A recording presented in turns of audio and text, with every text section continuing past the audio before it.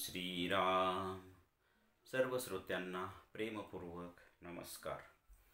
श्रोते हो, आपण स्वामी विद्यानंद यांच्या भावार्थ रामायण संक्षिप्त या ग्रंथाच्या आधारे निर्माण झालेला मला भावलेले भावार्थ रामायण अर्थात आत्मपरायण हा ग्रंथ आपण पाहत आहोत. आज युद्धकांडातील अध्याय 25वा कुंभकर्णाचा युद्धाला प्रारंभ. ओम श्रीराम. श्री नारद महर्षींनी जे जे सांगितले आहे ते तसेच घडणार आहे हे जाणून मग मंदोदरी तिथून निघून जाते व रावण कुंभकर्णाकडे येतो. तेव्हा तिथे कुंभकर्ण गर्जना करून म्हणतो की आता मीच शत्रूसह सर्व सैन्याचा निपात करीन व क्रोधावेशात श्रीरामांची निंदा करू लागला. हे सर्व पाहून रावण संतुष्ट होतो व कुंभकर्णाचा सन्मान करतो. मग कुंभकर्ण रावणाला वंदन करून आशीर्वाद घेतो व युद्धाकरिता रणांगणावर येतो. त्या कुंभकर्णाला पाहून वानर सेनेचा गोंधळ उडाला आहे व ते वानर सैनिक दशदिशांना पळू लागले आहेत.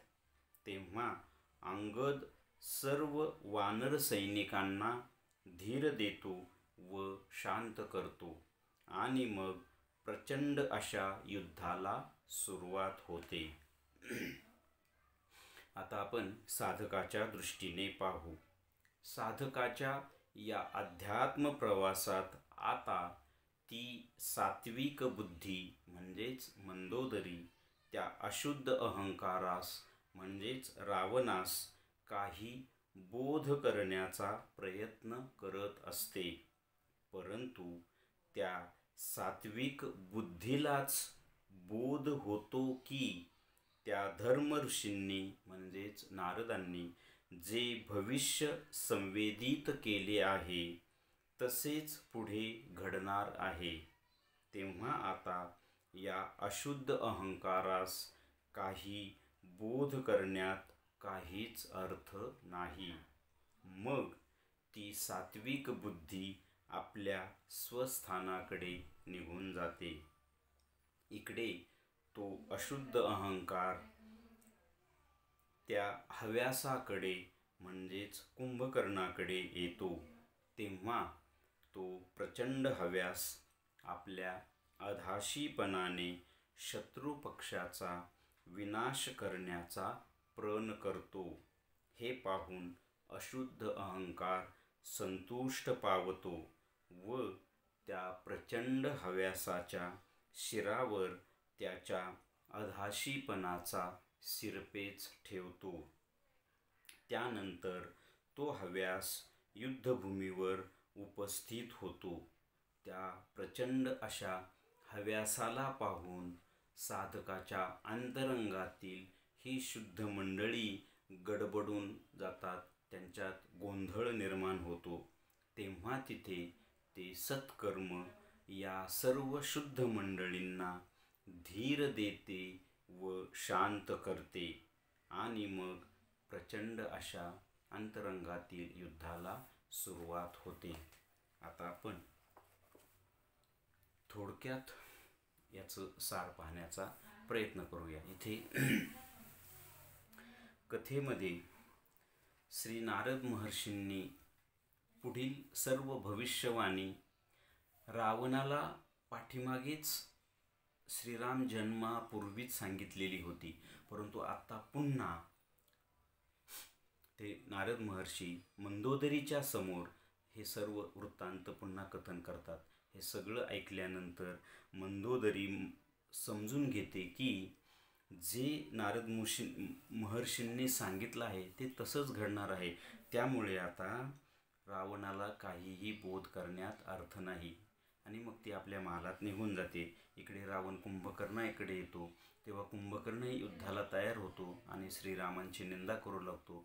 तेव्हा रावणाला खूप आनंद होतो आणि मग रावण त्याचा सन्मान करून त्याला युद्धासाठी पाठवून देतो.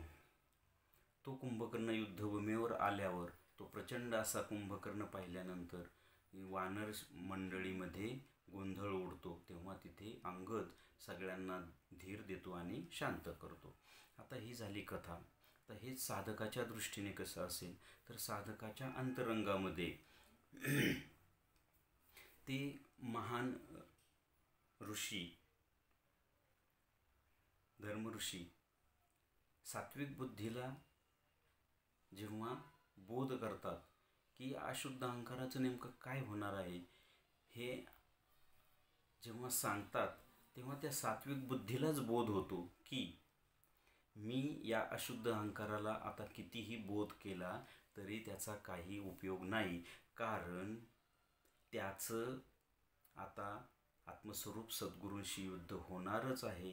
त्यामध्ये त्याचं शुद्धीकरण होणारच आहे आणि त्याला या आत्ताच्या अशुद्ध अहंकार या अवस्थेतून त्याचं शुद्ध अहंकारात रूपांतरण होऊन तो वैश्विक अहंकारापर्यंत जाऊन पोहोचणार आहे. हा बोध जेव्हा त्या सात्विक बुद्धीला होते, मग ती आपल्या जाग्यावर स्वस्थ होते. त्यानंतर तो अशुद्ध अहंकार इकडे हव्यासाकडे येतो आणि हव्यास युद्धाला तयार झालेला पाहून त्या अशुद्ध अहंकाराला खूप आनंद होतो आणि तो मग त्याच्या हव्यासाचा शिरपेच त्याच्या शिरावर ठेवून त्याला तो युद्धासाठी मार्गस्थ करतो. असा हा प्रचंड हव्यास जेव्हा साधकाच्या अंतरंगातील युद्धभूमीवर उपस्थित होतो ना, तेव्हा साधकाच्या अंतरंगातील या अशुद्ध मंडळींची नाही, अशुद्ध मंडळी तर त्या हव्यासाबरोबर आहेत, या शुद्ध मंडळींचा प्रचंड असा गोंधळ होतो. कारण तो हव्यास एवढा प्रचंड असतो की त्याने आत्तापर्यंत कशाला गिळंकृत केलेलं नाही.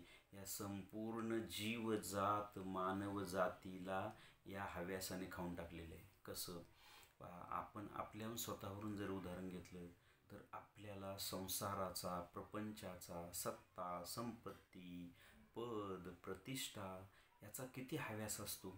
आणि ह्या हव्यासापायी आपण जगात आज पाहतोय की या हव्यासाचा अक्षरशः बाजार भरलेला आहे. आजच्या या कलियुगात तर आपण हे जी मोठाली नेते मंडळी यांचा भ्रष्टाचार, हे यांना एवढा हव्यास आहे ते काय खात नाहीत.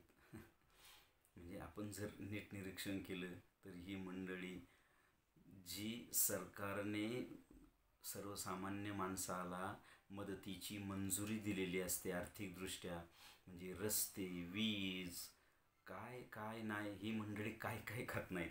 म्हणजे हा हव्यास या मंडळीवर एवढा हॅवी झालेला असतो की ते प्रचंड त्या हव्यासाच्या कब्जात गेलेले असतात. आणि आपणही सर्वसामान्य जर असलो तरी आपल्याला आपल्या दृष्टिकोनातून जरी पाहिलं तरी आपल्याला किती प्रचंड हव्यास असतो या सगळ्या गोष्टींचा. आणि असा हा हव्यास पाहून कोणाला धक्का बसतो? जी मंडळी ईश्वर मार्गाकडे वळालेली असतात, खरे सच्चे साधक असतात.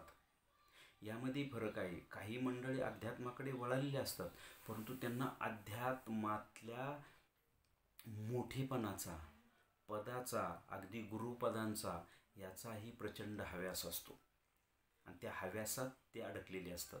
त्यामुळे त्यांचं जे ईश्वर प्राप्तीचं ध्येय आहे ना, ते तसंच राहून जातं. परंतु जे खरे साधक असतात, ज्यांना खऱ्या अर्थाने ईश्वराची प्राप्ती हवी आहे, अशा व्यक्तींना त्या अंतरंगातील त्यांच्या काही घटक शुद्ध झालेले असतात. त्यांचे मन, प्राण, चित्त, बुद्धी हे शुद्ध झालेले असतात. तेव्हा साधकाच्या तो हव्यास लक्षात येतो. तोपर्यंत सर्वसामान्य माणसाच्या हा हव्यास लक्षातच येत नाही. परंतु जे साधक काही खऱ्या अर्थाने साधना करतात, ईश्वर प्राप्तीकडे वळालेले असतात, काही अनुभव घेऊन काही त्यांनी आध्यात्मिक स्तर गाठलेला असतो, त्यांच्या हे लक्षात येतं की हा प्रचंड हव्यास किती भयंकर आहे. आणि मग अशा मंडळींचा अंतरंगामध्ये गोंधळ उडतो तो हव्यास पाहून. तेव्हा तिथे त्या सगळ्या मंडळींना सत्कर्म धीर देते व शांत करते. ही अतिशय महत्त्वाची गोष्ट आहे. सत्कर्म म्हणजे काय की सत्यकर्म, सत्याला अनुलक्षून केलेली कर्म, सत्याच्या अनुसंधानात केलेली कर्म. सत्य म्हणजे काय? ईश्वर. म्हणजेच ईश्वराच्या अनुसंधानात जी जी कर्म होतात त्याला सत्कर्म म्हणायचं. आणि हे सत्कर्मच इथे शांत करतं. पहा, आपण प्रत्येक कर्म जर ईश्वराच्या नामस्मरणात, ईश्वराच्या अनुसंधानात केलं किती सत्कर्म होतं. आणि मग त्या सत्कर्माला किंवा त्या वेळेला त्या साधकाला कशाचीच भीती नसते, या हव्यासाची सुद्धा भीती नसते. कारण तो हव्यास नसतोच ना. म्हणजे ईश्वराच्या अनुसंधानात कर्म करताना तो साधक काय म्हणतो की ही कर्म मी करतच नाही, ही कर्म ईश्वर माझ्याकडून करून घेतो आणि ईश्वरच करतो. म्हणजे कर्मही ईश्वर असतं, कर्ताही ईश्वर असतं आणि त्याचं फळही ईश्वरच असतं. त्यामुळे हव्यासाचं तिथं काहीही चालत नाही.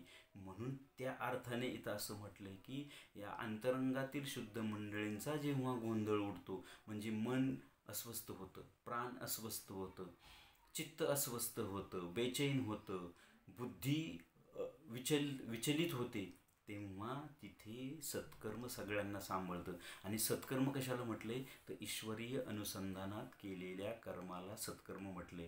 कारण त्या अनुसंधानात केलेले कर्माचं फळ त्याच्याकडे येत नाही, ते ईश्वराकडे जाते. म्हणजे कर्म हे ईश्वर, करून घेणाराही ईश्वर आणि त्याचं फळही ईश्वर.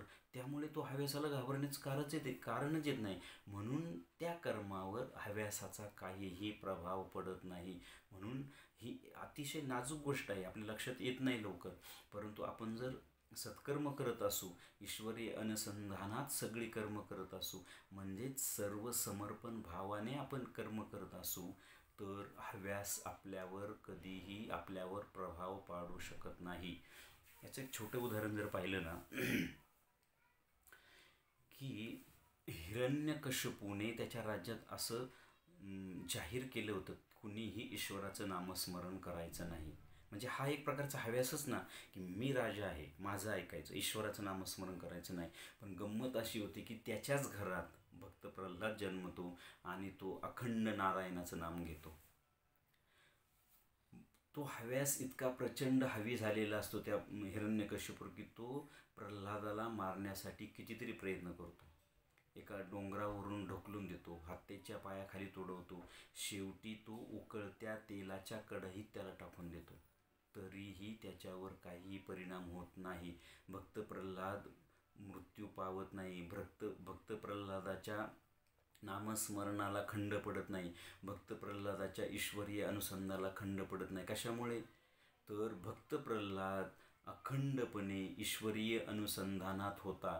त्यामुळे या हिरण्यकशिपूच्या हव्यासाचा भक्त प्रल्हादावर, म्हणजेच भक्त प्रल्हादाच्या सत्कर्मावर कसलाही प्रभाव पडत नाही.